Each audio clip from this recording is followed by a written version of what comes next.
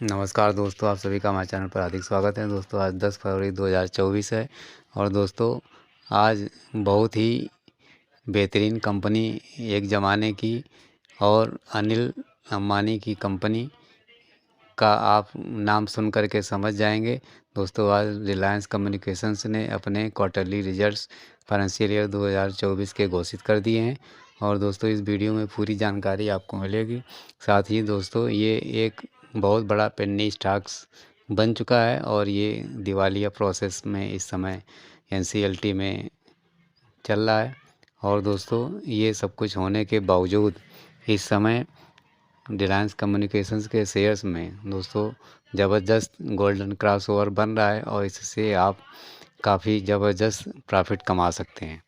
तो दोस्तों जो आज आर काम ने अपना ये Q3 का रिजल्ट्स घोषित किया है, इसमें से आपको मालूम होना चाहिए कि जो इसके रेजुलेशन प्रोफेशनल हैं वो मिस्टर अनीस निरंजन जी हैं और वो इस मैटर को देख रहे हैं एनसीएलटी में। यही सारे रिलायंस कम्युनिकेशंस के इस समय कर्ता धर्ता बने हुए हैं। जो भी कार्य होते हैं वो इन्हीं के थ्रू होते हैं और जो आज रिजल्ट्स घोषित किया गया है वो भी इन्हीं की अगुवाई में घोषित किया गया है। तो दोस्तों देख लेते हैं कि क्या पोजीशंस रही है अभी Q3 की रिलायंस कम्युनिकेशंस की। दोस्तों stand alone unaudited financial results की बात करेंगे तो टोटल इनकम निकल कर के आई है 73 करोड़ की, जबकि इससे पिछले साल 85 करोड़ था। तो इस तरह से इनकम में गिरावट दर्ज हो रही है। पिछले Q2 30 सितंबर 23 की बात करें तो वहाँ 75 करोड़ था और अब घट कर के 73 करोड़। तो इस तरह से रिलायंस कम्युनिकेशंस के स्टैंड अलोन में गिरावट दर्ज हो रही है टोटल इनकम में। जब दिवालिया से गुजर रही कंपनी तो इसकी सेल्स बढ़ने का कोई सवाल ही नहीं उठता। दोस्तों टोटल एक्सपेंस इस दरमियान में अभी Q3 में 113 करोड़ हो गए बढ़ के, जबकि पिछले साल इसी क्वार्टर्स में 123 करोड़ था। तो यहाँ पर थोड़ा एक्सपेंस में मामूली सी गिरावट हो रही है और पिछला अभी Q2 सितंबर वाले में देखेंगे तो 131 करोड़ का टोटल एक्सपेंस था। तो इस हिसाब से एक्सपेंस थोड़ा अभी Q3 में कम नज़र आ रहा है।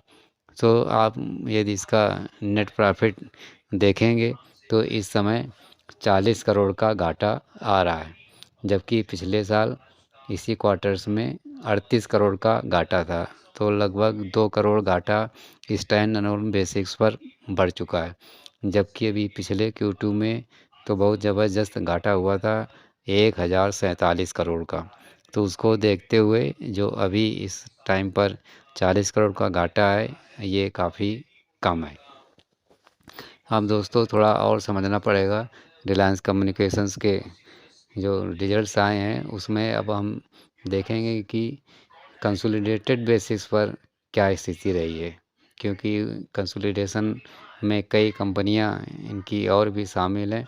उसको मिला कर के देखते हैं कि टोटल जो रेवेन्यू और प्रॉफिट आई है उसमें क्या स्थिति है। तो दोस्तों कंसोलिडेटेड अनऑडिटेड फाइनेंशियल रिजल्ट्स के हिसाब से रिलायंस कम्युनिकेशंस ने अभी Q3 में टोटल इनकम दर्ज की है 102 करोड़ की, जबकि इससे पिछले साल इसी क्वार्टर्स में 122 करोड़ था। तो इस तरह से यहाँ भी ईयरली बेसिस पर टोटल इनकम डाउन है कंसोलिडेटेड बेसिस पर। और पिछले Q2 30 सितंबर 23 में 137 करोड़ की टोटल इनकम हुई थी और अभी आप Q3 में देख रहे हैं मात्र 102 करोड़। तो इस तरह से साफ नज़र आ रहा है कि रिलायंस कम्युनिकेशंस का जो केस इस समय एनसीएलटी में दिवालिया में चल रहा है तो उससे बिजनेस तो प्रभावित होना ही है। ये इनकम कुछ इंटरेस्ट वगैरह या और छोटे मोटे इनकमों की वजह से ये थोड़ा इनकम आ रही है, वरना तो कंपनी तो बंद ही है। हम दोस्तों टोटल एक्सपेंस कंसोलिडेटेड बेसिस के हिसाब से यदि आप देखेंगे तो 137 करोड़ अभी निकल कर के आया है, जबकि पिछले साल 162 करोड़ था और इसी तरह से 162 करोड़ ही पिछले Q2 में था। तो इस तरह से एक्सपेंस भी थोड़ा कम है जिस हिसाब से इनकम कम है। और दोस्तों नेट प्रॉफिट कंसोलिडेटेड बेसिस के हिसाब से देखेंगे तो इस समय जो लॉस निकल कर के आ रहा है Q3 में वो 35 करोड़ का, जबकि पिछले साल 146 करोड़ का घाटा था। तो इस हिसाब से यहाँ पर लॉस थोड़ा कम नज़र आ रहा है, जबकि पिछले Q2 में मात्र 9 करोड़ का घाटा था और अभी बढ़ कर के 35 करोड़ हो गया। तो इस हिसाब से हम कह सकते हैं कि क्वार्टरली बेसिस पर लॉस अधिक है, जबकि ईयरली बेसिस पर लॉस कम है। तो कंपनी तो बंद ही है, तो इस हिसाब से जो इनकम और प्रॉफिट लॉस आ रहा है तो वो अब इन्वेस्टरों के लिए कोई विशेष मायने नहीं रख रहा है, क्योंकि ऐसे केसेस में जो शेयर होल्डर्स हैं उनको नाम मात्र का ही कुछ मिलता है, कभी कुछ नहीं मिलता है। लेकिन दोस्तों, जिस हिसाब से इस समय रिलायंस कम्युनिकेशंस के जो ये रिजल्ट्स हैं उसको देखते हुए इनके शेयर्स में ज़रूर उठापटक हो सकती है। और दोस्तों, जो अभी लेटेस्ट और ख़बर है रिलायंस कम्युनिकेशंस के बारे में, उसमें एक NCLT में अभी भी जो केस चल रहा है वो एक डॉट के लिए है और उसकी अगली हेयरिंग 7 मार्च 2024 को होनी है। और इसी तरह से एक और केस TDSAT का भी पेंडिंग चल रहा है और उसको 10 अप्रैल 2024 को सुनवाई के लिए रखा जाएगा। तो ये तो साफ जाहिर है कि अभी प्रक्रिया इसकी दिवालिया की चली रही है। ये जो 10 अप्रैल 2024 की अभी डेट दी गई हैं और भी डेटें हैं, तो अभी तो केस नहीं लगता है लंबा कुछ खिंचेगा। और दोस्तों, अब इस समय आप देखेंगे तो रिलायंस कम्युनिकेशंस की इस Q3 में नेटवर्थ 60,640 की नेगेटिव रह गई है, जबकि इसके पिछले साल 53,783 करोड़ नेगेटिव था और पिछले Q2 में 58,862 करोड़ नेगेटिव था।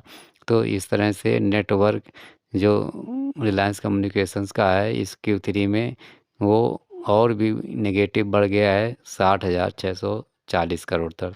तो जैसे जैसे टाइम बीतता जाता है वैसे वैसे कंपनी की नेटवर्थ और भी नेगेटिव होती जा रही है। तो इस तरह से जो निवेशक हैं और जो क्रेडिटर्स हैं उनके लिए अब आगे चल कर के थोड़ा दिक्कत और हो सकती है। लेकिन दोस्तों, जो इस समय पोजीशन चल रही है रिलायंस कम्युनिकेशंस के शेयर्स में, तो इसमें दोस्तों अब पिछले कई दिनों से ज़बरदस्त तेज़ी चल रही है और इस पेनी स्टॉक्स में जो तेज़ी चल रही है दोस्तों, अभी तेज़ी और भी आगे बढ़ेगी, क्योंकि शेयर बाज़ार इस समय काफ़ी तेज़ी पर चल रहा है। आप देखेंगे तो अभी पिछले दिन जो 9 फरवरी 2024 को क्लोजिंग बनी है NSE पर, ये 2 रुपये 20 पैसे पर और 5% की अपर सर्किट पर बंद हुआ है। पूरे दिन अपर सर्किट 2 रुपये 20 पैसे पर ही लगा रहा और आप देखेंगे तो 52 वीक्स हाई 13 दिसंबर 2023 को 2 रुपये 30 पैसे बना था और 52 वीक्स लो 21 जून 2023 को मात्र 1 रुपया था। तो इस तरह से अब 52 वीक्स हाई के बिल्कुल नज़दीक पहुंच चुका है और जिस हिसाब से इसमें अपर सर्किट चल रहे हैं तो ये सोमवार को ही अपना अपर सर्किट जो लगेगा वो 52 वीक्स हाई को तोड़ करके आगे पहुंच जाएगा। सो तेज़ी का माहौल बना हुआ है और इस तेज़ी के माहौल में इसके जो एवरेजेज हैं वो दोस्तों बहुत ही अच्छे हो चुके हैं।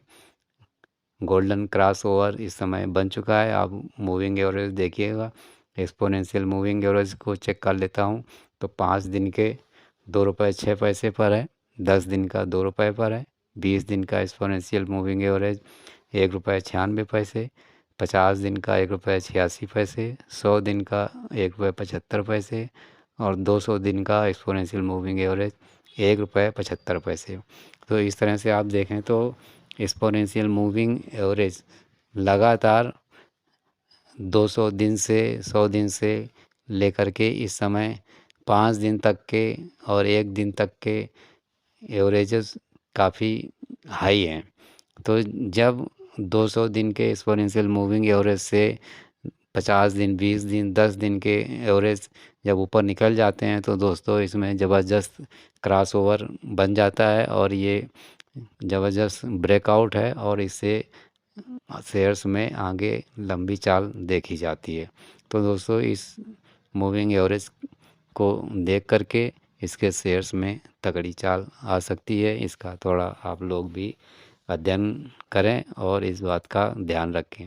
और दोस्तों इसी संबंध में एक इसका यदि आप चार्ट देखेंगे पिछले 4 साल का, तो आप देखेंगे किस तरह से इसमें ज़बरदस्त एक ठहराव सी ट्रेडिंग दिख रही है और वो ट्रेडिंग बहुत ज़्यादा ऊपर नीचे नहीं गई है, क्योंकि जब से एनसीएलटी में केस गया है तब से लेकर के अभी तक इसका शेयर्स 5 रुपए से ऊपर नहीं गया है और अब थोड़ी सी रफ्तार पकड़ी है, शेयर बाज़ार में भी तेज़ी है।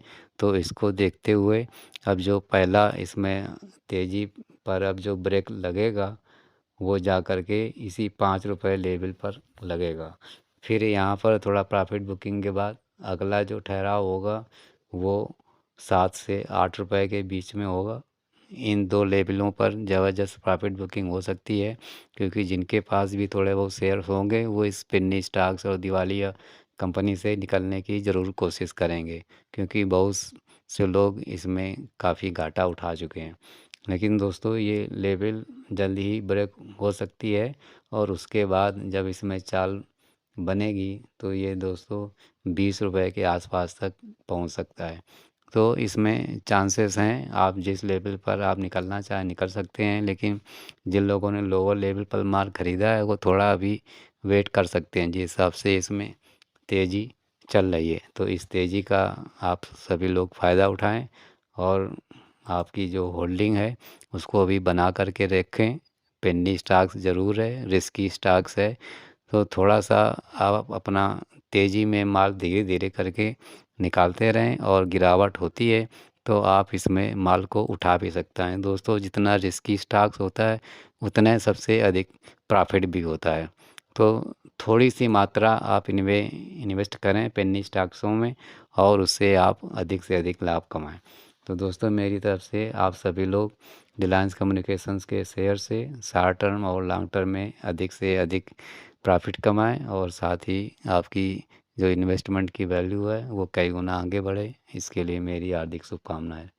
धन्यवाद।